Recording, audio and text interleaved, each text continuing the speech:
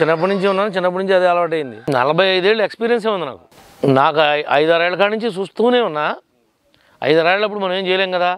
10 ఏళ్ళ కాడి నుంచి మాత్రం పూర్తిగా ఈ పని మీదే ఉన్నా. లెక్క చెప్పలే, లెక్కగా అందరం వేసి ఉంటా. పోయినవి ఎక్కువ ఉంటాయి. కొట్టడు కన్నా సక్సెస్ఫుల్ స్టోరీ కన్నా ఫెయిల్యూర్ స్టోరీ ఎక్కువ. ఎక్కడ ఫెయిల్ అవుతాం అంటే ఇప్పుడు ఫెయిల్యూర్ శాతం తగ్గిపోయింది. ఏజ్ ఫ్యాక్టర్లో ఫెయిల్ అవుతాం. మనకు అదం ఉంది కదా అని కోడికి కూడా అదం ఉంది అనుకుంటే దెబ్బతింటాం. మన దగ్గర డబ్బులు ఉంది కదా అని ఎదురు తిరిగితే దెబ్బతింటాం.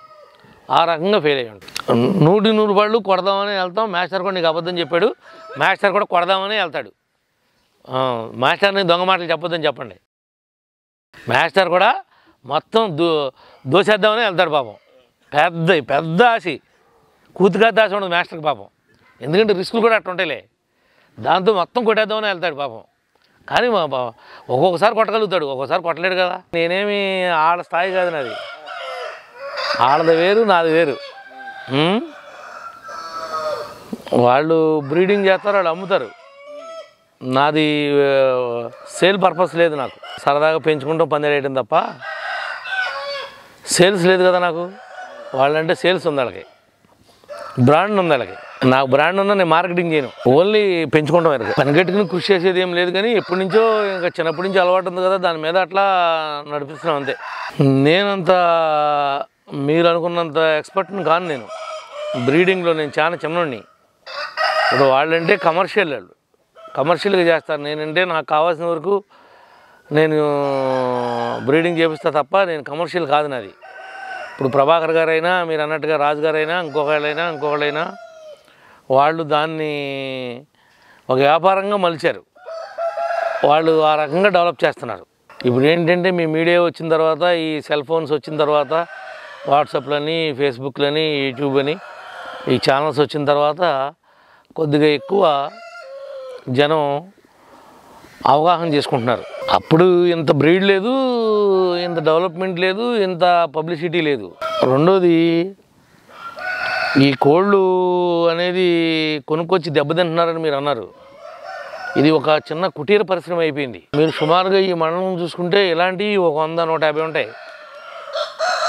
మీరు ఇప్పుడు ఇక్కడున్న దొడ్లు లాంటివి ఒక 150 ఉంటాయి. ఈ 150లో పందాలు కట్టేవాళ్ళు 10 మంది ఉంటారేమో. 140 మంది సేల్స్ పర్పసే. బ్రీడింగ్ చేయించడం, పెట్టలను అమ్మటం, బ్రాండ్ వేసుకుంటాం. ఇది కేసన్ దగ్గర తెచ్చాం, ఇది గుజరాత్ ప్రభాకర్ దగ్గర తెచ్చాం అని వాళ్ళ పేర్లు చెప్పుకుని వీళ్ళు అమ్ముకుంటాం. వాళ్ళ దగ్గర తెస్తున్నారో లేదో మనకైతే తెలియదు, కొంతమంది తెస్తూ ఉంటారు. అట్లా బ్రాండ్ పెట్టుకుని దాన్ని మార్కెటింగ్ చేసుకునే వాళ్ళకి ఇది సరైనటువంటి ఒక కుటుంబం హ్యాపీగా బ్రతకడానికి మాత్రం కోళ్ళు పెట్టుకుని బ్రతికేటువంటి అవకాశం ఉంది ఇవాళ ఉన్న పరిస్థితుల్లో. ఏ పని చేసినా కానీ మనిషి బ్రతకలేకపోతున్నాడు కాబట్టి కోళ్ళు పెట్టుకునైనా బ్రతకగలడు. ఈ కోళ్ళకైతే కరోనా ఎఫెక్ట్ కూడా లేదు. ఒకప్పుడు పెంటకుప్పల మీదే ఉన్నాయి కోళ్ళు, ఇప్పుడు కూడా పెంటకుప్పల మీద తిరుగుతున్నాయి కొన్ని. అది కోడికి అది దొడ్లో బతకాలి, పెంటకుప్ప మీద బతకాలని ఎక్కడా రాసలేదు. అది సహజంగా దొడ్లో కన్నా పెంటకుప్ప మీద బాగా హ్యాపీగా ఎంజాయ్ చేస్తాయి. కానీ ఇప్పుడు మారుతున్న పరిస్థితుల్లో ఇదివరకు 2-3 పెట్టలు పొదగేసేవాళ్ళు. 2-3 పెట్టలు అంటే పెట్టకి ఒక 10 గుడ్లు అట్లా పెట్టి పొదగేసి పిల్లలు చేయించేవాళ్ళు. ఇప్పుడు పొదగేయడం అనేది మానేశారు. ఈ బ్రీడర్స్ బ్రీడింగ్ చేయించేవాళ్ళు ఎవరైనా వాళ్ళంతా ఇంకు బ్రీడర్ కొనుక్కొచ్చి వాటిల్లో గుడ్లు పెట్టి దాని ద్వారా పిల్లలు చేయించి ఆ పిల్లలన్నీ ఒక పెట్టకు కలిపి తిప్పుతూ ఉన్నారు. సంవత్సరం అంతా ఒక 50-60 పిల్లలు ఇదివరకు చేపిస్తే మామూలుగా, ఇప్పుడు నెలలోనే 100 పిల్లలు చేపిస్తున్నాడు. ప్రతి నెలకి 100 పిల్లలు దింపుతున్నాడు.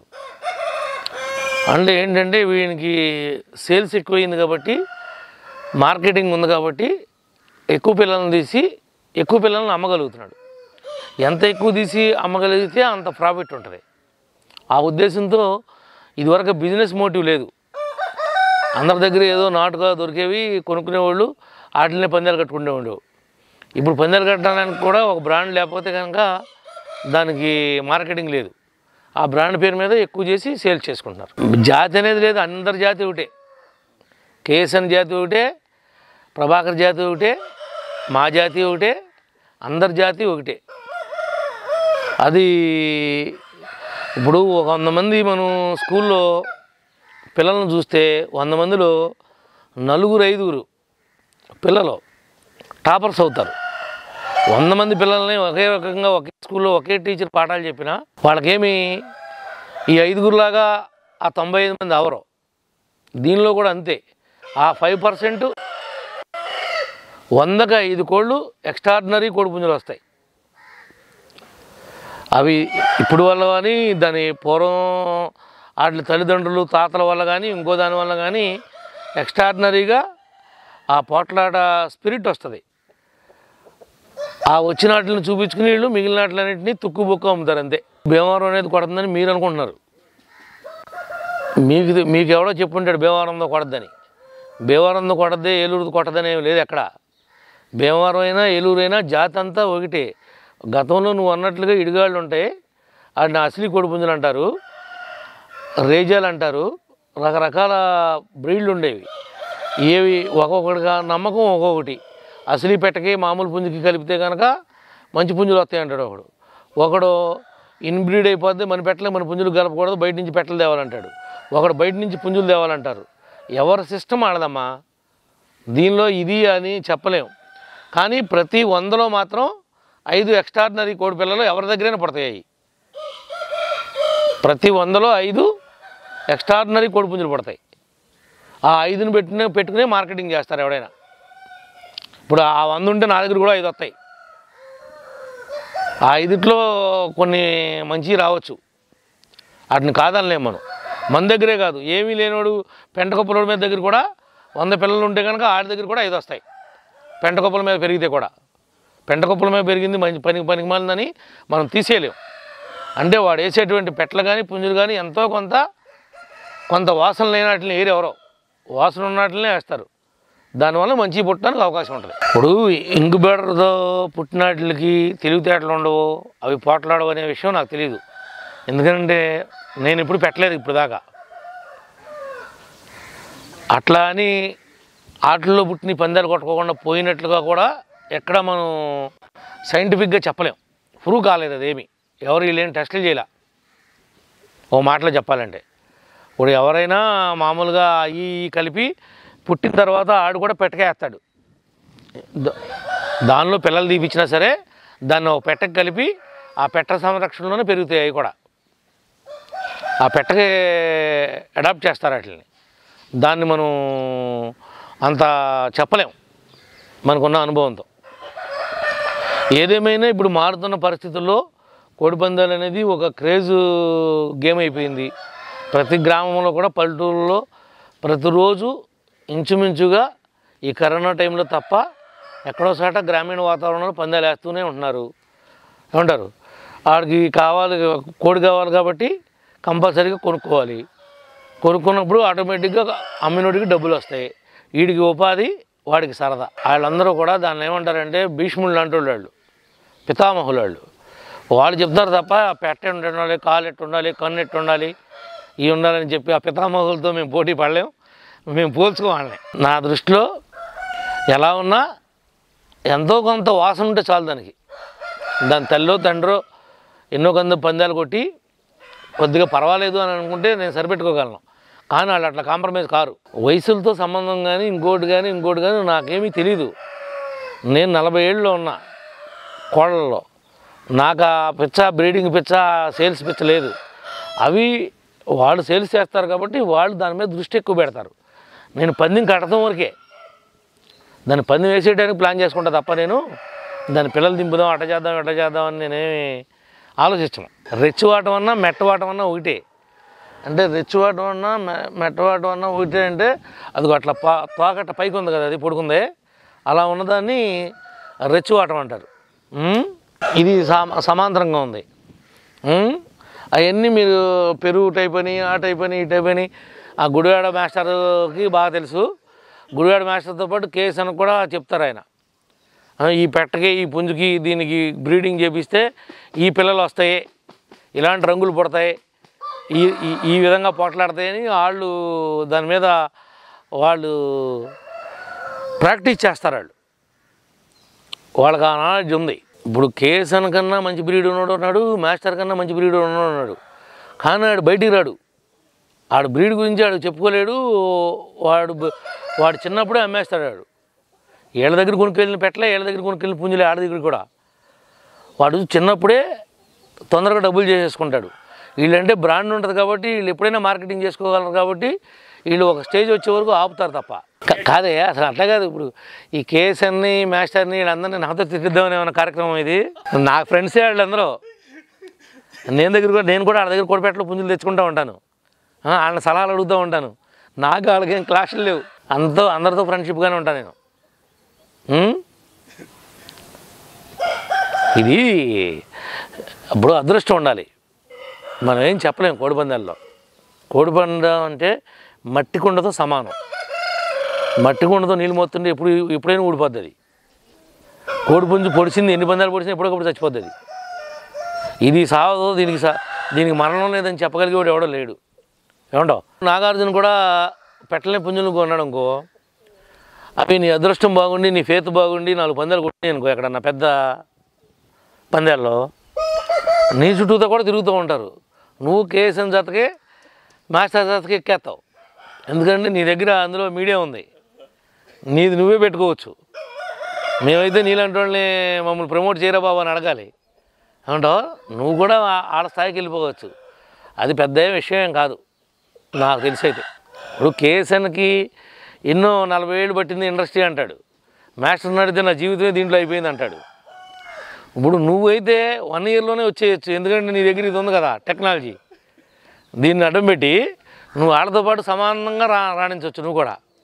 నాగార్జున నీకు ఒకటే చెప్తున్నా, అది కేఎస్ఎన్ కావచ్చు, మాస్టర్ కావచ్చు, పెరుగు కావచ్చు, ఇంకోడు కావచ్చు, దానికి రంగు అనేది ఉంది. రంగు లేకపోతే ఆడికి ఫేత్ లేకపోతే ఏదైనా చచ్చిపోద్ది. కేఎస్ఎన్ చచ్చిపోద్ది, నాదైనా చచ్చిపోద్ది, మాస్టర్దైనా చచ్చిపోద్ది, ఎల్లదైనా చచ్చిపోద్ది, పుల్లదైనా చచ్చిపోద్ది. ఎవడు నేను మగవాడిని కోడిపందాల్లో చెప్పేవాడిని ఇప్పుడు నేను చూడాల. ఎవడైనా కోడి చనిపోవాల్సిందే తప్ప నేను కొట్టిస్తాను ఛాలెంజ్ చేస్తున్నానని చెప్పి కెపాసిటీ ఎవడికి లేదు ఇప్పుడు ఈ ప్రపంచంలో నాకు తెలిసినంతవరకు. వినపడుతుందా? ఆడ ఫేత్ ఉండాలి. రెండోది ఎంతో కొంత కోడిలో సబ్జెక్ట్ ఉండాలి. మరీ పనికి మాలిన దాన్ని కోసుకుంటా తీసుకొచ్చేదాన్ని తీసుకెళ్ళి నువ్వేదో గాల్లో దీపం పెట్టి దేవుడు నువ్వే కాపాడమంటే వీలు పడదు కదా. ఇప్పుడు గాల్లో దీపం పెట్టావు, దానికి చిమ్నీ వేసి దీపం పెడితే ఎంతో కొంత ఆగుద్ది. చిమ్నీ లేకోకుండా దీపం పెట్టి దేవుడు నువ్వే కాపాడమంటే ఎవడు కాపాడతారు చెప్పు? అట్లాగే కోళ్ళలో కూడా ఒక మాదిరి ఎంతో కొంత సబ్జెక్ట్ ఉన్నదాన్ని నువ్వు తీసుకొస్తే బెటరే. కానీ మరీ కోసుకుంటానికి ఎవడో చికెన్ సెంటర్ వాడు అమ్మేదాన్ని తీసుకొచ్చి నువ్వు పందెం కట్టావు అనుకో మార్కెట్లో పట్టుకొచ్చి, అది ఎట్లా వీలు పడితే దానికి సరైనటువంటి తర్ఫీదు ఉండదు. రెండోది మేత ఉండదు, బలం ఉండదు, ఎంతో కొంత తల్లిదండ్రులను బట్టి బ్రీడ్ వస్తుంది. ఆ బ్రీడ్ లక్షణాలు ఉండవు. అది కోతకు పనికి వస్తానికి ఓన్లీ మీట్ పర్పస్కి ఉపయోగించేదాన్ని నువ్వు పందాన్ని ఎట్ట కడతావు? అది సాహసం కదా. అలాంటివి ఫెయిల్ అవుతాయి. కొన్ని ఉంటాయి, అవుకులు ఉంటాయి. చిన్నప్పుడు ఎప్పుడో వాటికి ప్రాబ్లం వచ్చి కాళ్ళు తేడా వచ్చో రెక్కలు తేడా వచ్చో ఉంటాయి. అవి ఎవడో ఇప్పుడు ఈ పితామహులు లాంటి వాళ్ళు కనిపెడతారు వాటిని. ఇప్పుడు గబికిన నాలంటే ఆవేశపడి వాటిని చూసుకోడు. వీటికి అవుకు ఉందా, కాలు ఉందా, కన్ను ఉందా, రెక్క ఉందా అని మనకు తెలియదు. మనం ఎంత మటుకి దాన్ని వేసేయాలి కొట్టేయాలని కాన్సెప్ట్తో పని వేసేవాడు దెబ్బతింటాడు. నాలాగా ఆలోచన పరులు జాగ్రత్తగా ఉంటారు. మోసం చేస్తున్నారు, అది చేస్తున్నారు, ఇది చేస్తున్నారు అనుకోదు. మోసం చేసి అమ్మాలనేది వాళ్ళ ఉద్దేశం కాదు. వాళ్ళు కూడా గొప్పటిని వేసామనుకునే ప్రయాణం చేస్తున్నారు. బ్రీడ్ కలవాలి, ఫేత్ ఉండాలి, మంచి పిల్లలు పుట్టాలి, వాటిలో సక్సెస్ఫుల్ రావాలి. సక్సెస్ వచ్చినా నీకు ఎక్కడో గ్రామాల్లో చిన్న చిన్న పందాల్లో అవి కొట్టినా ఎవరికి తెలియదు. నాలాంటి వాళ్ళకి పెద్ద పందాల్లో కొడితేనే వాటికి ఫోకస్ అవుద్ది.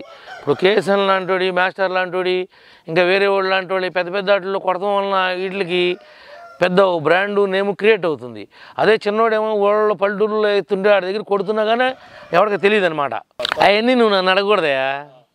నువ్వు కోడిపందాలు వేస్తావా అంటే సమాధానం చెప్తా తప్ప నేను అవన్నీ మాస్టర్ని కేఎస్ఎన్ని అలాంటి వాళ్ళని అడగాలి తప్ప ఇప్పుడు నాలాంటి వాడిని నువ్వు అవన్నీ అడగకూడదు. ఎందుకనంటే నేను ఆ ఫీడింగ్ మీద పెద్ద ఇంట్రెస్ట్ ఉండదు. నాకు పందెం వేయడం మీదే ఇంట్రెస్ట్. ఏమంటో అది చట్టం చేసి కార్యరూపం దాల్చి ఈ ప్రభుత్వం ఈ ఈ దీన్ని ప్రోత్సహిస్తే గ్రామీణ వాతావరణంలో బోల్డంతా ప్రాబ్లమ్స్ తగ్గుతాయి. ఎందుకంటే మనుషులకి మానసిక రుగ్మత నుండి బయటికి రావడానికి ఇది ఒక పల్లెటూరులో ఒక గేమ్ ఇది. ఇప్పుడు ప్యాకెట్లో అయితే మోసం చేయొచ్చు, ఇంకో దాంట్లో అయితే మోసం చేయొచ్చు, దీంట్లో మోసం చేయడానికి లేదు. మనం మోసపోతే తప్ప కావాలని ఎదరోడు మోసం చేయడానికి లేదు. ఇది నీతి నిజాయితీగా వేసే అవకాశం ఉంది దీనిలో. పూర్వీకులు బ్యాన్ చేశారు, దాని మీద చట్టం ఉంది. ఆ చట్టాన్ని మనం ఉల్లంఘిస్తున్నాం, పందాలు వేస్తుంటే కోర్టులు కూడా వేయొద్దంటున్నాయి. కోర్టు కనుక ఒప్పించాలి అంటే కనుక మనం చట్టాన్ని చేయాలి. దీన్ని గ్యామ్లింగ్ యాక్ట్ నుండి కోడి పందాలను తప్పిస్తే కనుక అప్పుడు కోడి పందాలు చట్టం చేసేయచ్చు. అందరూ ఉండేప్పుడు ఇప్పుడు ఒక్కొక్కడేమో మమ్మల్ని అల్లరి చేస్తారు ప్రతిోడు. ఇప్పుడు ఆ పండుగ రోజుల్లో కోడి పందాలకు వెళ్ళినోడు ఎమ్మెల్యే ఎవడు, ఎంపీ ఎవడు, వీళ్ళెవరో వీళ్ళెవడో పెద్ద కోడి గురించి తెలియనట్టు చికెన్ తిన్నట్టుగానే మాట్లాడతారు మాటలు. అందరూ ఆ గూట్లో పక్షులే. కాకపోతే చట్టం ఉందనే గౌరవంతో మేము దాన్ని గౌరవించాలి కాబట్టి దూరంగా ఉన్నాం. నాకు అవకాశం ఇస్తే రోజు వేయాలనే ఉంటుంది నాకు ప్రతిరోజు.